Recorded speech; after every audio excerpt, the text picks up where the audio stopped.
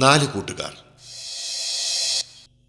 ഒരു വലിയ കാട്ടിൽ ഒരു തടാകമുണ്ടായിരുന്നു. അതിൻ്റെ തീരത്ത് 4 സുഹൃത്തുക്കൾ താമസിച്ചിരുന്നു. അതിലൊരാൾ ഒരു ചെറിയ എലിയായിരുന്നു. അതിന് നീളമുള്ള വാലും നല്ല തിളക്കമുള്ള കണ്ണുകളും ഉണ്ടായിരുന്നു. അത് തടാകത്തിന് സമീപമുള്ള മാളത്തിലാണ് താമസിച്ചിരുന്നത്.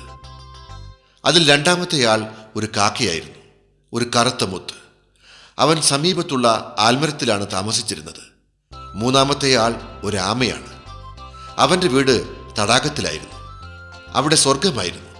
നാലാമത്തെയാൾ ഒരു മാനായിരുന്നു. അവന് നല്ല വലിയ കണ്ണുകളുണ്ടായിരുന്നു. അവൻ്റെ തിളക്കമുള്ള ദേഹത്ത് നിറയെ വെള്ളപ്പുള്ളികളുമുണ്ടായിരുന്നു. അങ്ങനെ ആ 4 കൂട്ടുകാരും സന്തോഷത്തോടെ ജീവിച്ചു. യാതൊരു ബുദ്ധിമുട്ടുകളുമില്ലാതെ അവർ ദിവസങ്ങൾ തള്ളി നീക്കി. ഒരു ദിവസം വൈകിട്ട് തടാകത്തിനടുത്ത് കാക്കയും എലിയും ആമയും നാലാമത്തെ ആളായ മാനിനെ കാത്തിരുന്നു. മണിക്കൂറുകൾ കഴിഞ്ഞു, പക്ഷേ മാൻ വന്നില്ല. എലി പേടിയോടെ പറഞ്ഞു, എന്താ നമ്മുടെ കൂട്ടുകാരന് സംഭവിച്ചത്? എന്തെങ്കിലും അപകടം പറ്റിയിരിക്കുവോ? ഇത്രയും സമയമായിട്ടും അവനെ കാണുന്നില്ലല്ലോ. എനിക്ക് പേടിയാവുന്നു. എനിക്കും അങ്ങനെ തോന്നുന്നു. അവൻ ഏതെങ്കിലും വേടന്റെ കയ്യിൽ അകപ്പെട്ടിരിക്കുമോ? അയ്യോ, അങ്ങനെയെങ്കിൽ വേടൻ അവനെ കൊല്ലും. അതിനു മുമ്പ് അവനെ രക്ഷപ്പെടുത്തണം. നമ്മുടെ കൂട്ടുകാരനെ അന്വേഷിക്കണം. തീർച്ചയായും. കാക്കേ, നീ ഒന്ന് അവനെ പോയി നോക്കുമോ? അവൻ എവിടെയാണ് ഉള്ളതെന്ന് ഏറെക്കുറെ അറിയാമല്ലോ. സമയം കളയണ്ട. ശരി ആമച്ചാരെ, ഞാൻ താമസിക്കുന്നില്ല. ഇപ്പോൾ തന്നെ പോയി നോക്കാം. ഇതും പറഞ്ഞ് കാക്ക മാനിനെ അന്വേഷിച്ച് പറന്നുപോയി. അവൻ കാടിന്റെ ഓരോ മുക്കും മൂലയും അരിച്ചു പെറുക്കുവാൻ തുടങ്ങി. അവൻ താഴേക്ക് നോക്കി ഉറക്കെ വിളിച്ചു, മാനേ, കൂട്ടുകാരാ, മാനേ, നീ എവിടെയാണ്? കുറച്ചു സമയത്തിന് ശേഷം അവനൊരു ദയനീയമായ ശബ്ദം കേട്ടു. അത് മാനിന്റെ ശബ്ദമായിരുന്നു.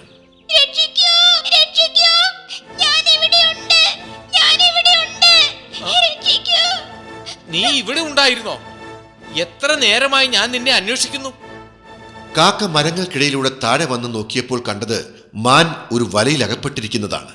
കാക്ക ദുഃഖിതനായി പറഞ്ഞു, അയ്യോ, നീ വേടന്റെ വലയിൽപ്പെട്ടുവോ? ഇനിയിപ്പോ എന്തു ചെയ്യും? പേടിക്കാതിരിക്കൂ.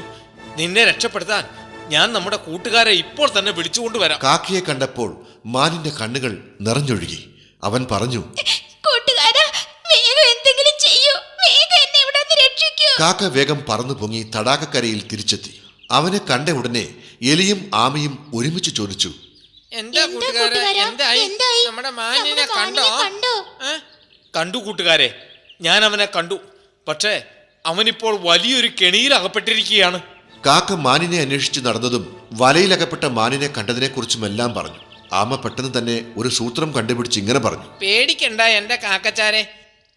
നമ്മുടെ കൂട്ടുകാരൻ എലിയില്ലേ നമുക്കൊപ്പം? അവൻ വല കടിച്ചു മുറിച്ച് മാനിനെ രക്ഷപ്പെടുത്തിക്കൊള്ളും. ശരിയാ, എനിക്ക് വല കടിച്ചു മുറിക്കാൻ പറ്റും. പക്ഷേ ഞാൻ മാനിന്റെ അടുത്ത് എങ്ങനെ എത്തും? അത് എളുപ്പമുള്ള കാര്യമാണ്. ഞാനൊരു കാര്യം ചെയ്യാം. നിന്നെ എന്റെ പുറത്തിരുത്തി മാനിന്റെ അടുത്തെത്തിക്കാം. വരൂ. ശരി എന്നും പറഞ്ഞ് എലി കാക്കയുടെ പുറത്തിരുന്നു.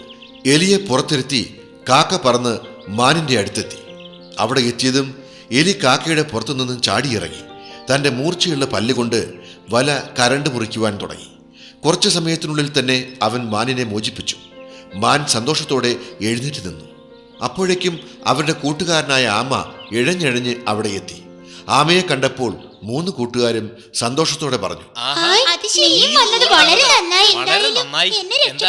ഇവനെ രക്ഷപ്പെടുത്താൻ കഴിഞ്ഞില്ലേ? 3 കൂട്ടുകാരും ഒരുമിച്ച് അതീവ സന്തോഷത്തോടെ മാനിനെ മോചിപ്പിച്ച കാര്യം ആമയോട് പറഞ്ഞുകൊണ്ടിരിക്കുമ്പോൾ ആരോ വരുന്ന ശബ്ദം കേട്ടു.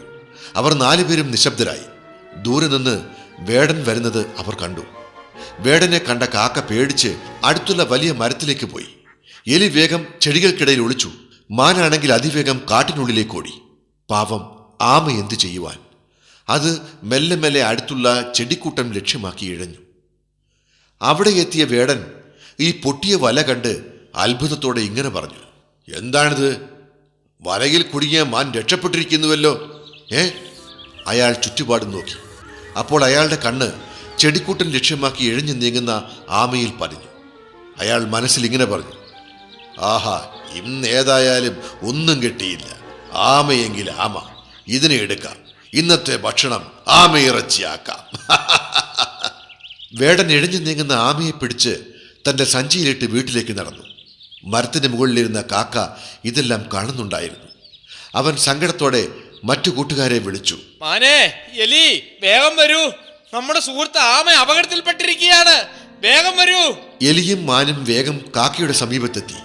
കാക്ക അവരോട് വേടൻ ആമയെ പിടിച്ച് സഞ്ചിയിലിട്ട് കൊണ്ടുപോയ കാര്യം വളരെ ദുഃഖത്തോടെ പറഞ്ഞു. അപ്പോൾ കാക്ക പറഞ്ഞു, എങ്ങനെ നമ്മൾ ആമയെ രക്ഷിക്കും? ആലോചിച്ച് നിൽക്കാൻ സമയമില്ല, പെട്ടെന്നൊരു ഉപായം പറയൂ. വേടൻ വീട്ടിലെത്തുന്നതിന് മുമ്പ് നമുക്ക് ആമയെ രക്ഷിക്കണം, അല്ലെങ്കിൽ ആമയെ അയാൾ കൊല്ലും. നമുക്കൊരു കാര്യം ചെയ്യാം. ഞാനേ വേടൻ പോകുന്ന വഴിയിലെ പുല്ല് തിന്നുന്നത് പോലെ നിൽക്കാം. എന്നെ കണ്ടാൽ വേടൻ സഞ്ചി താഴെ ഇട്ടിട്ട് എന്റെ പിന്നാലെ വരും. എന്തായാലും അയാൾക്ക് എന്നെ കിട്ടിയില്ലല്ലോ, അതിന്റെ വാശി എന്തായാലും അയാൾക്കുണ്ടാവും. അയാൾ എന്റെ പിറകെ വരുന്ന സമയത്ത് എലി സഞ്ചി കയറിയിട്ട് ആമയെ രക്ഷിക്കണം. നീ വളരെ ശ്രദ്ധിക്കണം. ആ വേടൻ വീണ്ടും നിന്നെ പിടികൂടിയാൽ എന്ത് ചെയ്യും? അതുകൊണ്ട് പേടിക്കണ്ട കാക്കച്ചാരെ, ഞാൻ നല്ല വേഗത്തിൽ ഓടിക്കോളാം. അയാൾക്ക് എന്നെ കാണാൻ പോലും സാധിക്കില്ല. പോരെ. അങ്ങനെ മാൻ വേടന്റെ വഴിയിൽ പോയി നിന്നു. വേടന്റെ വഴിയിൽ പുല്ല് നിന്നുകൊണ്ടിരിക്കുന്ന മാനിനെ കണ്ടപ്പോൾ അതീവ സന്തോഷത്തോടെ വേടൻ ഇങ്ങനെ പറഞ്ഞു, ഹായ് മാൻ, എന്ത് തടിച്ചു കൊഴുത്ത മാനാണിത്. അയാൾ സഞ്ചി നിലത്തിട്ട് മാനിനെ പിടിക്കാൻ അതിന്റെ പിന്നാലെ ഓടി. ആ സമയം എലി വേഗം ആ സ്ഥലത്തെത്തി സഞ്ചി കരണ്ട് മുറിക്കുവാൻ തുടങ്ങി. കുറച്ചു സമയം കൊണ്ട് തന്നെ ആമ സ്വതന്ത്രനായി. അവൻ വേഗത്തിൽ അടുത്തുള്ള കുറ്റിക്കാട്ടിലേക്ക് ഓടി ഒളിച്ചു. മറുവശത്ത് മാൻ വേടനെ കാണാൻ പോലും സാധിക്കാത്ത അത്ര ദൂരത്തേക്ക് ഓടിമറഞ്ഞു. വേടൻ വെറും കൈയോടെ തിരിച്ചു വന്നു. അവൻ വിചാരിച്ചു, മാൻ പോയെങ്കിൽ എന്ത്, എന്റെ കയ്യിൽ നല്ല തടിച്ചു കൊഴുത്തൊരു ആമയല്ലേ ഉള്ളത്. ഇന്നത്തെ ഭക്ഷണത്തിനായി ഇവനുണ്ടല്ലോ, പിന്നെ എന്താ പേടി. പക്ഷേ ആ സഞ്ചി വെച്ച സ്ഥലത്തെത്തി സഞ്ചി എടുത്തപ്പോൾ അതിലൊന്നുമില്ലായിരുന്നു. അവന് തന്റെ കണ്ണുകളെ വിശ്വസിക്കാൻ സാധിച്ചില്ല.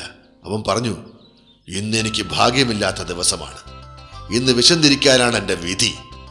കാക്കയും മാനും എലിയും ആമയും ഒളിച്ചു നിന്ന് വേടനെ നോക്കി.